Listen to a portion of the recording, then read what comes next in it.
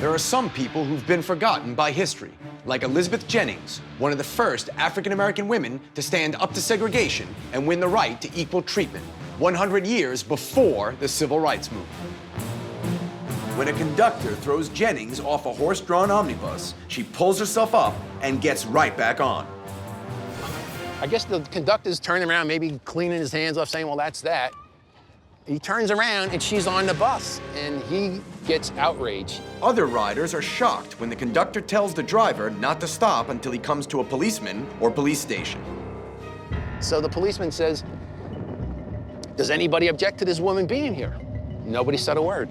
But the policeman was on the conductor's side, and he starts pushing her with his billy club and saying, look, you shouldn't be on this bus. Get off. Don't give us any lip. Don't say anything to anybody about this. And they push her off, they throw her off again in the middle of nowhere. Elizabeth is furious and not about to let them get away with such an injustice. She goes straight to her father, Thomas Jennings, who is a well-respected and shrewd African-American businessman.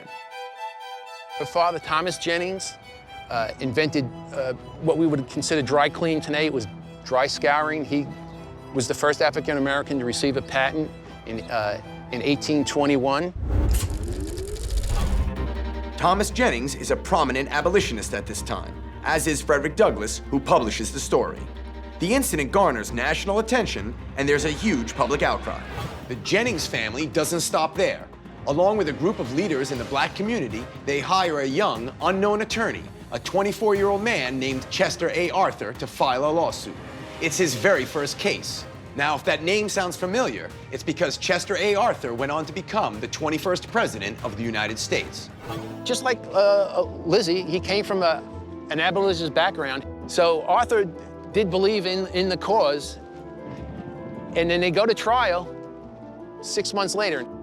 In February of 1855, the case goes before New York State's highest trial court, where Jennings finds herself face-to-face with an all-male, all-white jury. Was there a defining moment in this trial, like a real turning point where things turned in their favor? Well, it's hard to say because there is no transcript of the trial that survived or that was taken. It's probably a good reason why this story has been largely forgotten. Absolutely, and I think part of it is nobody was paying attention because they didn't think she had any chance of winning. Like two sports teams where one is so overwhelmingly going to win, they say, why even bother keeping score? Well, it turns out they should have kept score. Arthur, the politically gifted attorney and future president, delivers a convincing case. And remarkably, the verdict goes in Jennings' favor. Elizabeth is awarded $250, the equivalent of about $6,000 today. And the Third Avenue Railway Company is ordered to allow respectable black people to ride without discrimination.